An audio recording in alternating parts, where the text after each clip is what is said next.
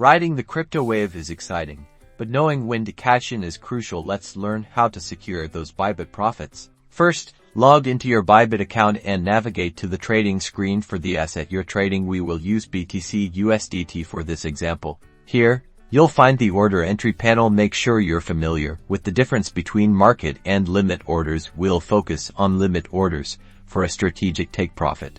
Now, locate the take profit stop loss section. It should be right below the limit order entry. This is where the magic happens. Click the TP/SL to expand the option.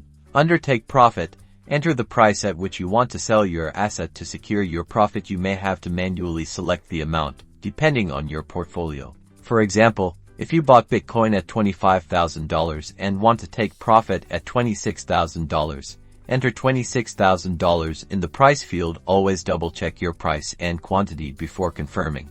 A confirmation window will pop up, displaying all the details of your order. Review everything carefully. If it looks good, hit confirm to place your take profit order.